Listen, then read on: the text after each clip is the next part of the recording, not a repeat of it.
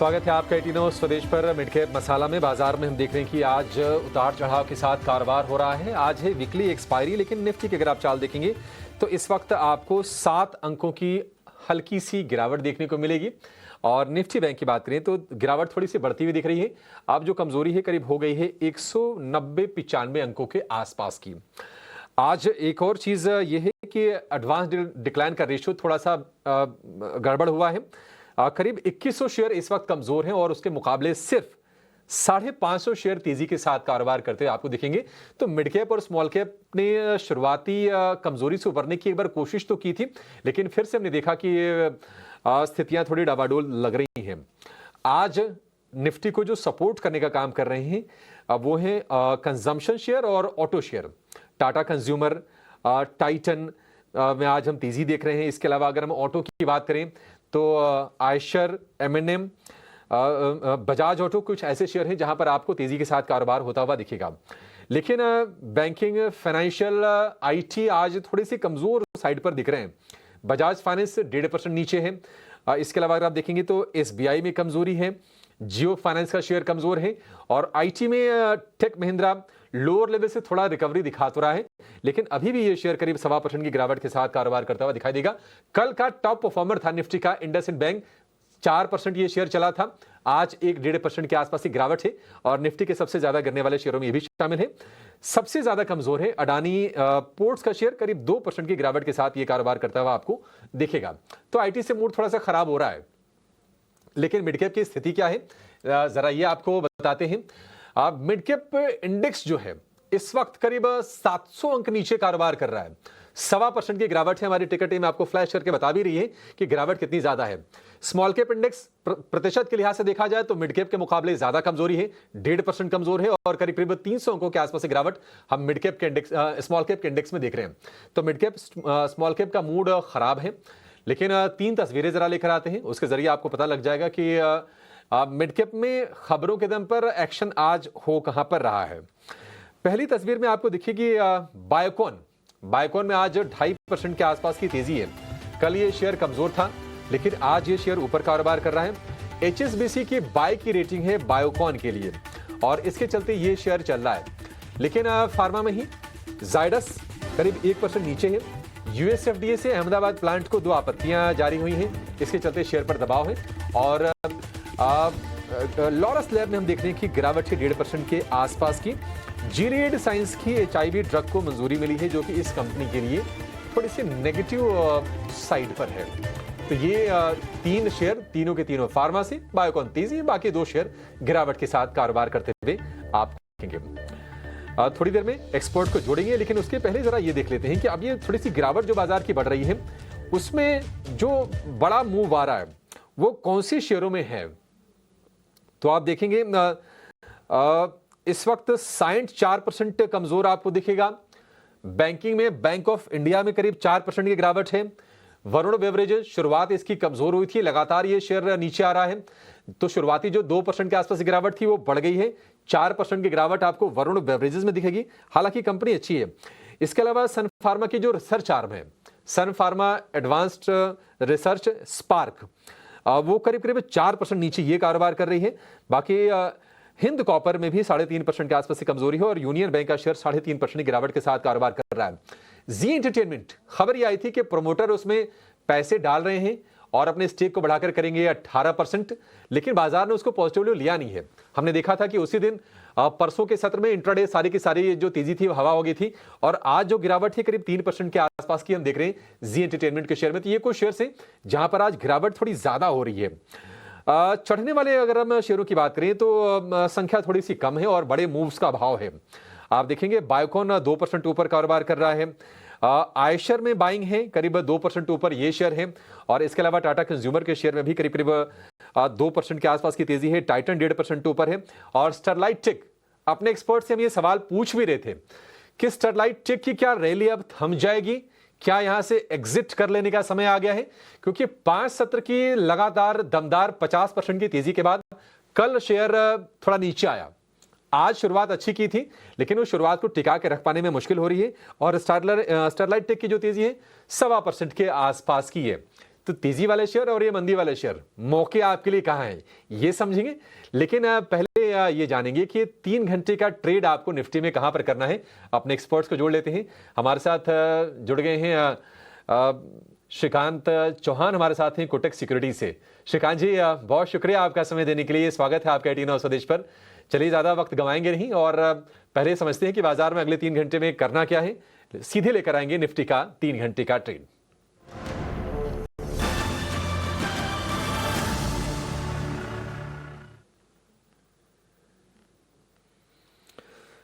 श्रीकांत जी, pressure थोड़ा सा हम देख रहे हैं कि मिड कैप में और स्मॉल कैप में ज्यादा गहरा आ रहा है और निफ्टी में थोड़ा इंडेक्स मैनेजमेंट जैसा माहौल लग रहा है। क्या सलाह देंगे आप? 24,800 के आसपास तो निफ्टी है। अब ये बड़ा मुश्किल है, आपके लिए भी थोड़ा कठिन सवाल है। सर, मैं पूछ तो रहा हूं, मुझे भी लग रहा है कि मैं कठिन सवाल पूछ रहा हूं कि बाजार यहां से किधर जाएगा। क्योंकि जियोपॉलिटिकल कंसर्न साफ साफ सामने हैं। आप जरा बताइए करना क्या है। बिल्कुल, वो बोलते हैं ना कि $1,000,000 क्वेश्चन, उसमें की बात है ये। इनफैक्ट पिछले 3 या 4 दिनों से अगर आप हाँ, देखें, $1,000,000 क्वेश्चन है सर ये। एब्सोल्युटली, यानी ये मार्केट ऐसा है कि जब लगता है कि ये ऊपर जा रहा है तभी नीचे आ जाता है, और जब लगता है कि जैसे आज मॉर्निंग में था फॉर एग्जांपल, आज मुझे लग रहा था कि शायद मार्केट एक बार ये डिप कर लेगा, बट अगेन इट रिकवर्ड, वापस हम 24,800 तक आ गए। तो क्या हो गया ना कि डोमेस्टिक जितने भी मैं कहूंगा कि पॉजिटिव्स है वो मार्केट में ऑलरेडी आ चुके हैं, नंबर वन। नंबर टू कि वर्ल्ड मार्केट्स में काफ़ी अनसर्टेनिटी है, और वहाँ का जो न्यूज़ फ्लो है वो इतना इम्पैक्टफुल रहेगा। जैसे फॉर एग्जांपल कि पकड़ लेते कि अगर इसराइल ईरान के वॉर में अगर किधर से भी कोई भी अगर पीस आ जाता है, तो ये काफ़ी बड़ा ट्रिगर रहेगा मार्केट के लिए। बिकॉज उस वक्त क्या होगा ना कि ये जो न्यूक्लियर रिलेटेड जो भी फियर था मार्केट में वो काफ़ी हद तक कम हो जाएगा, which will actually help the market a lot. तो उस वक्त क्या होगा ना कि फंडामेंटल्स छोड़ के मार्केट चलेगा। तो इसी वजह से क्या हो रहा है कि मुझे लगता है कि जो ट्रेडर्स हैं जो मार्केट में जो बड़े ट्रेड्स करते हैं, उन्होंने भी अपनी पोजीशंस को लाइट रखा हुआ है और एक रेंज के अंदर वो ट्रेड कर रहे हैं। स्पेसिफिकली 3 घंटे की जैसे आपने बात की, तो मैं यही कहूंगा कि 24,700 कल के दिन में भी काफी इंपॉर्टेंट लेवल था, आज के दिन में भी मुझे लगता है कि काफी इंपॉर्टेंट लेवल है। अगर इन लेवल्स के नीचे अगर मार्केट चला जाता है, बिकॉज आज एक्सपायरी है, अगर इस लेवल को अगर तोड़ देता है सेकंड हाफ में, तो फिर मुझे लगता है कि हम 24,500 तक जा सकते हैं। बट यदि अगर हम मार्केट में कोई रिवर्सल अगर एक्टिविटी देखते हैं और अगर मार्केट 24,900 के लेवल्स को अगर क्रॉस करने की कोशिश करता है, तो हम वापस से एक बार 25,050 तक जा सकते हैं। तो इस रेंज में फंसा हुआ मार्केट है, और यहाँ पे अगर आप देखिए तो कोई स्पेसिफिकली आई एम टू से कोई ट्रेंड के साथ ट्रेड लेना भी मुश्किल हो रहा है। तो इससे बेटर है कि मार्केट 24,700 तोड़ने दे, उसके बाद अब एक 100 पॉइंट का स्टॉप लॉस डाल के शॉर्ट करे, या तो 24,900 क्रॉस करने दे, उसके बाद 100 पॉइंट का स्टॉप लॉस नीचे डाले और हायर लेवल्स के टारगेट्स के लिए इंतजार करें। ठीक है, जी। ये एक बेहतर रणनीति हो सकती है। श्रीकांत जी, देखिए, मतलब ये सवाल पूछते हुए ना थोड़ा मैं अपराध बोध से ग्रस्त हूं कि मैं पूछ रहा हूं आपसे कि 3 घंटे का बताइए। अगर कोई अभी पूछे कि अगले 3 दिन में क्या होगा, तो वही बड़ा कठिन सवाल है। क्योंकि हमें तो डिसाइड करना ही नहीं है, ये तो ट्रम्प साहब डिसाइड करेंगे कि मार्केट अभी जाएगा किधर ये। और आप जैसे कह रहे हैं कि जो पॉजिटिव्स हैं, जो भारतीय बाजारों में जो डोमेस्टिक न्यूज़ हैं, वो सारी की सारी चीज़ें प्राइस्ड इन हो चुकी हैं। इसका मतलब ये है कि अब ग्लोबल क्यूज यहाँ से इंपॉर्टेंट होते हुए दिखेंगे और इसी तरह बाजार चलेगा। तो ऊपर जाए बाजार तो शॉर्ट कीजिए, नीचे आए तो बाइंग के शायद मौके बनेंगे। यही है, 500 पॉइंट की रेंज है। हम इसी की चर्चा कर भी रहे थे सुबह में। ठीक है श्रीकांत जी, तो एक काम करते हैं ना कि फिर इतनी मगजमारी, जो कहते हैं ना मगजमारी करनी क्यों, छोड़ देते हैं इंडेक्स को ना, स्टॉक्स पर आते हैं। आपने काफी स्टडी की होगी स्टॉक्स को लेकर, तो शेयर बता दीजिए कि कहाँ आपको अच्छी विजिबिलिटी लग रही है ट्रेड को लेकर। बिल्कुल बिल्कुल, हम भी हमारे ट्रेडर्स को यही बता रहे हैं कि निफ्टी में ट्रेड अगर आपको करना है तो सेम डे के लिए ट्रेड कीजिए। और आपने एकदम सही कहा कि 3 दिन का भी बोलना मुश्किल है, तो 3 घंटे में क्या बोलेंगे। लेकिन इसीलिए हमने कहा है कि अगर आपको ट्रेड करना है तो आप इंट्राडे में ट्रेड कीजिए, at the end of the day trade को जीरो कर दीजिए। और अगर स्टॉक स्पेसिफिक अगर ध्यान देना है तो जहां पे कोई मोमेंटम दिख रहा है, जैसे पिछले हफ्ते हमने देखा था कि काफी अच्छा एक्टिविटी या कोई एक मोमेंटम बना हुआ था रियल एस्टेट स्टॉक्स में, थोड़े से आईटी स्टॉक्स भी परफॉर्म कर रहे थे। अभी मुझे लगता है कि ये मोमेंटम थोड़ा शिफ्ट हुआ है, कंज्यूमर डिस्क्रिशनरीज में हुआ है। और वहां पे अगर आप देखें तो वोल्टास, हेवल्स, इनमें बड़ी गिरावट नहीं है। मुझे लगता है अगर मार्केट में कुछ मोमेंटम क्रिएट होता है तो ये स्टॉक्स चल सकते हैं। साथ ही साथ स्विगी, इटर्नल्स, यहाँ पे भी हमें लगता है कि मोमेंटम आ सकता है, बढ़ सकता है, यहाँ से तेजी आ सकती है इनमें। तो स्पेसिफिकली इटर्नल हमें अच्छा लग रहा है। जोमेटो जो तकरीबन 250 के करीब ट्रेड कर रहा है। इसके टेक्निकल पैटर्न को देखते हैं तो लगता है कि स्टॉक 265 तक जा सकता है। और अगर करंट लेवल से अगर मुझे इसे खरीदना है तो मैं 244 का स्टॉप लॉस रखूंगा। साथ ही साथ मुझे लगता है कि यहाँ पे फार्मा में कल के दिन में गिरावट थी, लेकिन आज जहां में एक रिलेटिव परफॉर्मेंस हमें देखने मिल रहा है वो है बायोकॉन। 350 के करीब ट्रेड कर रहा है। यहाँ पे भी हमें लगता है कि अगर इसमें तेजी बनती है तो बायोकॉन भी यहाँ से कम 360 से लेकर 365 70 तक के भी लेवल्स दिखा सकता है, क्योंकि इसमें मोमेंटम आ चुका है। ये स्टॉक कभी भी, अभिषेक जी, अगर आप देखेंगे ना तो 320 होता है और फिर 390 हो जाता है। तो उसी रेंज के अंदर ट्रेड कर रहा है और अभी इसने एक अपने इंपॉर्टेंट लेवल को यानी 340 के बैरियर को क्रॉस कर लिया है। तो बायोकॉन हमें लगता है कि करंट लेवल से खरीदे। यहाँ पे भी हमें लगता है कि 345 का स्टॉप लॉस रखे 365 के टारगेट के लिए बायोकॉन में। और एक आखिरी स्टॉक जो हमें अच्छा लग रहा है वो है टाइटन। टाइटन में भी अगर आप देखें तो कभी भी गोल्ड की कीमतों में अगर गिरावट आती है या तो अगर साइडवेज ट्रेंड बनता है तो हमने टाइटन में तेजी आते हुए हमेशा देखी है। बट वही अगर गोल्ड की प्राइसेस बढ़ने लगती है तो उस वक्त क्या होता है कि टाइटन थोड़ा सा दब सा जाता है और हम एक्टिविटी देखते हैं मुथूट फाइनेंस में और बाकी स्टॉक्स में।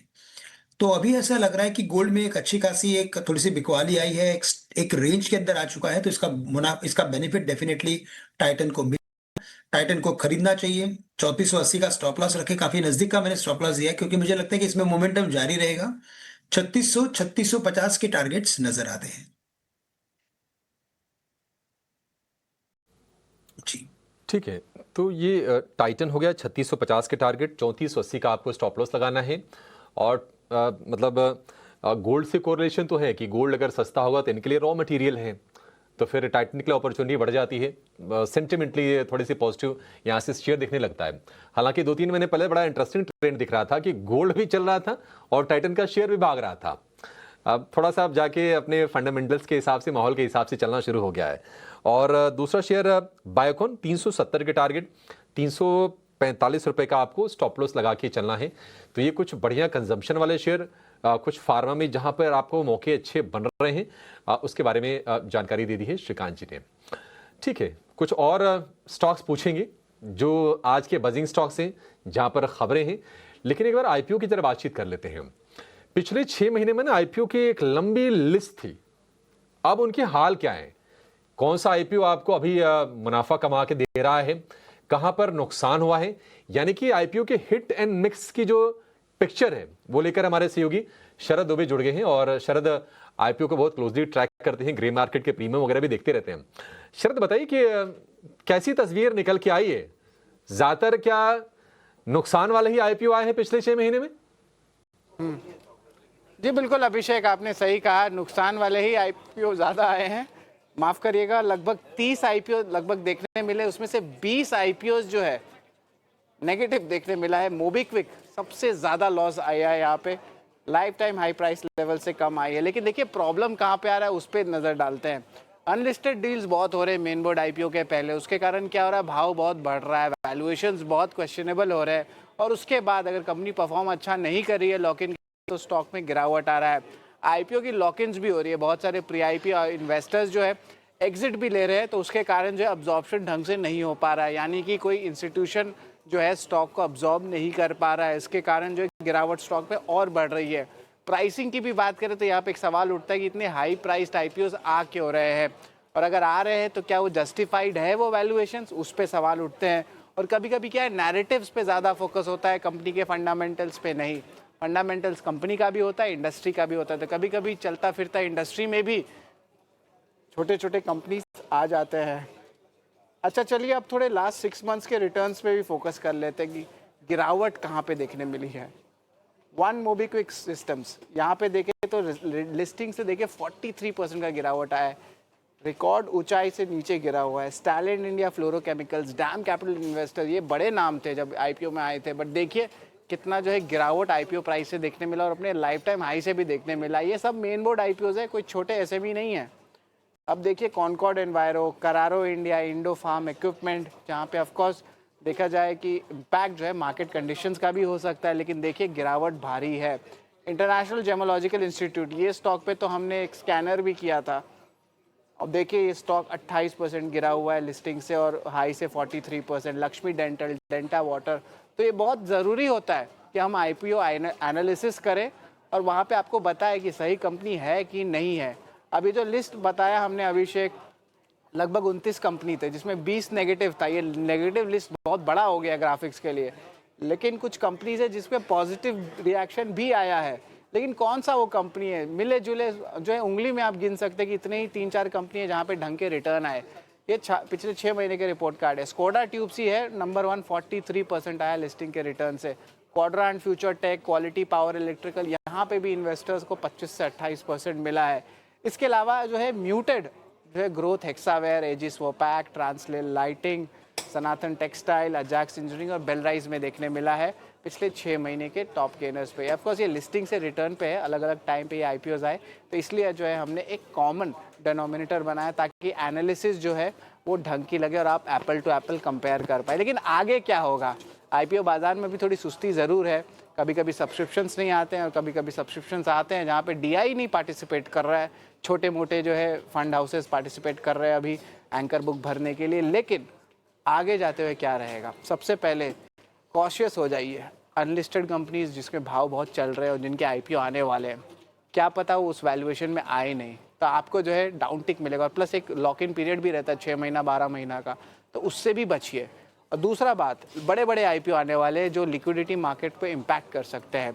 LG इलेक्ट्रॉनिक्स आ सकता है, फिर NSC है, NSDL है, तो बड़े बड़े कंपनीज़ हैं, उनके भी IPOs आ रहे हैं, तो शायद उसमें अच्छे कमाई के अपॉर्चुनिटीज़ आ सकते हैं। और SME IPO, ये मुहिम तो हम चलाए जा रहे हैं पिछले 3 से 4 महीने में और वहाँ से इम्पैक्ट भी देखने मिला है। तो SME IPO में एकदम 10 बार सोचिए पैसा लगाने के लिए, अपनी रिसर्च करिए, क्योंकि आपका हार्ड अर्न मनी है। और बहुत जगह SME IPO में क्या होता है कि आप अपने लॉसेस को पहले बचाते हैं। तो ये पूरे IPO की पिक्चर है। बिल्कुल बिल्कुल। तो इस पिक्चर से ये चीज तो क्लियर हो गई, दर्शकों के मन में भी क्लियर होगी कि IPO मतलब ये नहीं होता है कि आपको बड़ी कमाई का मौका हमेशा बने। पैसे वहीं बनेंगे जहां पर फंडामेंटल्स अच्छे होंगे, जहां प्रमोटर का इंटेंट होगा बिजनेस को लेकर और ग्रोइंग सेगमेंट में होगी कंपनी। अदरवाइज तो पिक्चर आपके सामने है कि 80% ऑलमोस्ट जो IPO हैं पिछले 6 महीने में जो आए हैं उन्होंने नुकसान कराया है। एक छोटे से ब्रेक के लिए रुकेंगे, ब्रेक के बाद जब लौटेंगे तो कुछ और स्टॉक्स की हम चर्चा करेंगे श्रीकांत जी से, आप कहीं जाइएगा नहीं।